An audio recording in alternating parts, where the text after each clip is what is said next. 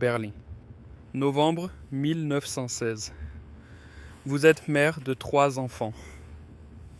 Votre gouvernement vous a dit que la guerre serait finie pour Noël. C'est maintenant le deuxième Noël. Le blocus naval britannique a coupé les importations alimentaires. La récolte de pommes de terre échouée. Pas à cause de la météo, mais parce que l'armée a réquisitionné tout le cuivre pour les douilles de cartouches. Et sans cuivre, il n'y a pas de fongicide. Et sans fongicide, le mildiou a dévoré la récolte. Votre carte de rationnement vous donne droit à 1000 calories par jour. Vos enfants en ont besoin de 2000. Le seul aliment disponible est le rutabaga, de la nourriture pour le bétail. Vous les faites bouillir, vous les écrasez, vous en faites du pain. On appelle cela l'hiver des rutabagas. D'ici la fin de la guerre, des centaines de milliers de civils mourront de faim et de maladies dues à ce blocus. Pas des soldats, des mères, des enfants, des vieillards. Imaginez maintenant ceci. Leningrad, novembre 1941. Le siège dure depuis 2 mois. Votre ration de pain vient de tomber à 125 grammes par jour. 3 fines tranches. Environ 300 calories. Vous en avez besoin de 2000. Chaque mois, durant l'hiver, 100 000 personnes mourront. Les gens font bouillir de la colle à tapisserie parce qu'elle contient de l'amidon de pommes de terre. Les animaux du zoo ont disparu. Les animaux domestiques ont disparu. Imaginez maintenant ceci. Beyrouth, 4 août 2020. Un entrepôt au port explose. L'explosion détruit les seuls grands silos à grains du pays.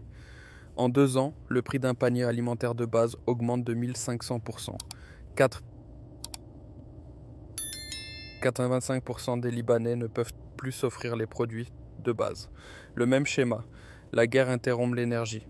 L'énergie interrompt la nourriture. Les prix alimentaires explosent. Les économies deviennent des calories. Voici ce qui m'empêche de dormir la nuit. Actuellement, le détroit d'Ormuz transporte les matières premières pour les engrais azotés qui font pousser la nourriture de 4 milliards de personnes. Le détroit est fermé. Le plus grand fournisseur mondial du riz a cessé ses activités. Des usines d'engrais dans toute l'Asie ont fermé, et cette perturbation frappe en plein milieu des semis de printemps. Les agriculteurs qui ne reçoivent pas d'engrais maintenant produiront moins de nourriture à la récolte. Il n'y a pas de réserve stratégique d'engrais, nulle part dans le monde. À la fin de cette vidéo, vous saurez exactement comment la guerre devient une famine. Chaque fois, la même chaîne, et les 5 stratégies avec lesquelles les familles se sont rassasiées quand le système s'est effondré.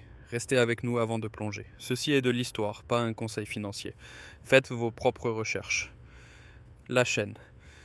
Chaque famine liée à la guerre suit 5 maillons. Si l'un d'eux se rompt, la nourriture s'arrête. La guerre interrompt l'énergie. L'énergie interrompt l'agriculture. L'agriculture interrompt le transport. Le transport interrompt la distribution. Les prix explosent et les économies deviennent des calories. Allemagne, 1916. Même chaîne. Leningrad, 1941. Même chaîne. Yémen, 2015. Chaque fois la même chaîne. La même chaîne. Maintenant, les stratégies de survie. Premièrement, une terre productive. Dans chaque crise alimentaire documentée, vraiment chacune d'entre elles, les gens qui possédaient une terre où poussait de la nourriture ont survécu. Les gens qui dépendaient des chaînes d'approvisionnement n'ont pas survécu. Pendant la Première Guerre mondiale en Allemagne, les familles rurales avec jardin et bétail mangeaient, les familles urbaines mouraient de faim. Pendant l'hiver de la faim aux Pays-Bas en 1944, les taux de survie étaient bien plus élevés près des fermes. La famine a tué 20 000 personnes, presque toutes dans les villes. Des dizaines de milliers d'enfants ont été envoyés d'Amsterdam vers des familles rurales à la campagne. À la campagne, il y avait de la nourriture que les villes n'avaient pas. Les terres agricoles sont le seul actif qui ne peut pas être dévalué par l'inflation, détruit par l'effondrement d'une monnaie ou rendu sans valeur par la défaillance d'une chaîne d'approvisionnement. Elles vous nourrissent, peu importe ce que fait le gouvernement. Deuxièmement, les aliments stockés. Voici ce qui stupéfie les gens. Jusqu'en 1944, 75% des ménagères américaines faisaient des conserves à la maison, en moyenne plus de 160 bocaux par an. Les jardins de la Victoire produisaient 40% de tous les légumes frais consommés aux États-Unis. Plus de 20 millions de jardins, les 2/3 en ville, pas dans les fermes, dans les arrière-cours, les jardinières, sur les terrains vagues. C'est ce que faisaient vos grands-parents. Ils mettaient en conserve, séchaient, saumuraient. Ils construisaient un tampon entre leur famille et la chaîne d'approvisionnement. Le Covid a montré ce qui arrive sans ce tampon. Les ventes ont grimpé en flèche du jour au lendemain. Les rayons se sont vidés en quelques heures. C'était un choc de la demande. Tout le monde essayait d'acheter en même temps. Une crise énergétique intérieure est un choc de l'offre. Les camions qui réapprovisionnent ces rayons ne reçoivent plus de carburant. C'est pire. Un choc de la demande vide les rayons pendant des jours. Un choc de l'offre les vide pendant des semaines. Au moins 3 mois de réserves alimentaires. Pas parce qu'une crise dure toujours 3 mois, mais parce que 3 mois vous donnent le temps de vous adapter avant que les achats de panique ne vident les rayons. Troisièmement, les réseaux communautaires. En 1917, en Allemagne, plus de 2000 soupes populaires dans près de 500 villes maintenaient des millions de personnes en vie. Hambourg, à elle seule, a servi 6 millions de portions en un seul mois. Celles-ci ne sont pas apparues par hasard. Des communautés les ont organisées parce que les familles individuelles ne pouvaient pas survivre seules. Pendant le siège de Leningrad, les survivants n'étaient pas les plus forts ni les plus riches. C'étaient les plus connectés. Les cuisines communautaires, les voisins qui mettaient leurs rations en commun, les scientifiques qui développaient des substituts alimentaires à partir de cellulose et d'écorce de bouleau. Les Néerlandais ont conservé une cohésion remarquable pendant l'hiver de la faim, même avec 370 calories par jour. La distribution étatique s'est poursuivie. Les voisins partageaient. Les Pays-Bas n'ont pas sombré dans le chaos et les historiens attribuent cela au réseau communautaire. Le survivaliste solitaire meurt. La communauté connectée survit. Votre voisin n'est pas votre concurrent. Votre voisin est votre police d'assurance. Quatrièmement, les actifs tangibles. Qu'est-ce tangible pour le troc? Quand la monnaie échoue, le troc prend le relais. Et l'histoire montre exactement ce qui est échangé. Pendant l'hiver de la faim aux Pays-Bas, les citadins marchaient des jours durant vers la campagne, portant bijoux, montres et antiquités. Une alliance en or achetait un sac de pommes de terre. C'est le taux de change du désespoir.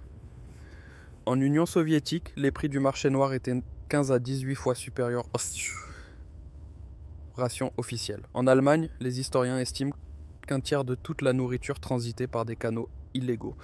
Les agriculteurs n'acceptaient pas le papier-monnaie. Ils acceptaient des choses qu'ils pouvaient tenir en main. Et voici le transfert de richesse, dont personne ne parle. Dans chaque crise alimentaire, 3 groupes s'enrichissent.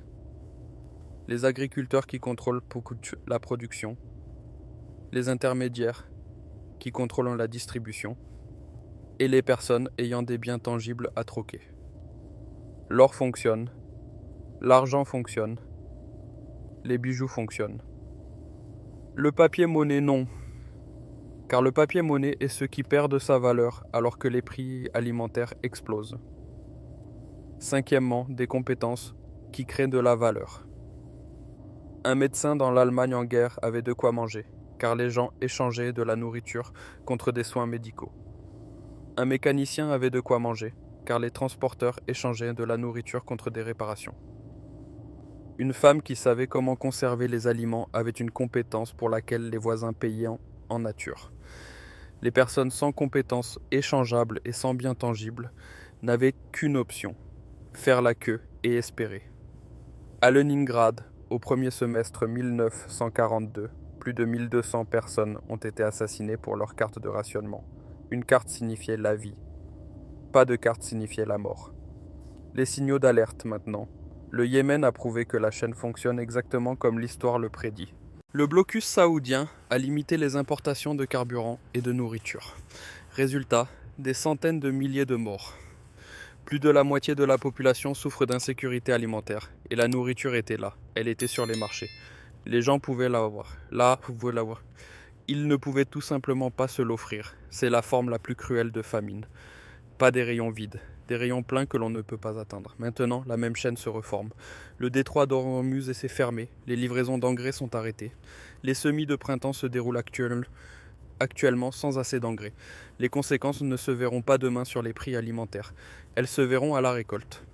Et personne n'a stocké d'engrais, car personne ne s'attendait à ce que le détroit soit fermé.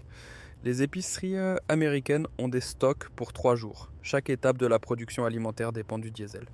Le système est conçu pour l'efficacité, pas pour la résilience. Il fonctionne parfaitement jusqu'à ce qu'il ne fonctionne plus. Le rationnement du carburant se propage déjà dans toute l'Asie. Les pompes sont à sec. Les écoles ont des semaines de 4 jours. Cela se passe en ce moment même. La question est de savoir si vous aurez de la terre, de la nourriture stockée, une communauté, des actifs tangibles et des compétences utiles quand la chaîne se rompra. Ou si vous ferez la queue avec une carte de rationnement et une prière. Car cette mère à Berlin, en 1916, qui cuisine des rutabagas pour ses enfants pour le 3e mois consécutif, n'avait pas prévu cela. Personne ne lui a dit que le cuivre pour le fongicide irait dans des douilles de cartouches. Personne ne lui a dit qu'un blocus à 1000 km de là viderait sa cuisine. Elle faisait confiance au système pour nourrir sa famille. Le système a nourri l'armée à la place. Les 9 scientifiques de la banque de semences Vavilov à Leningrad comprenaient quelque chose qu'elle ne comprenait pas. Ils sont morts de faim entourés de semences comestibles, de riz, de blé, de maïs, de pois, et ont refusé d'en manger. Ils ont choisi de préserver 200 000 échantillons de semences pour les générations futures plutôt que de se sauver eux-mêmes. Ils comprenaient que la nourriture n'est pas seulement des calories. La nourriture c'est l'avenir. Et les gens qui la contrôlent tout. Le schéma et ses mathématiques. Le résultat est inévitable. La seule variable, c'est vous. Allez planter quelque chose maintenant, avant d'y être forcé. Si cette enquête sur l'histoire et la fragilité de nos systèmes alimentaires a changé votre vision du monde, veuillez vous abonner et liker la chaîne. Nous révélons l'histoire que l'on a tenté d'enterrer. Plantez votre avenir maintenant. Le prochain coffre-fort du savoir s'ouvrira bientôt.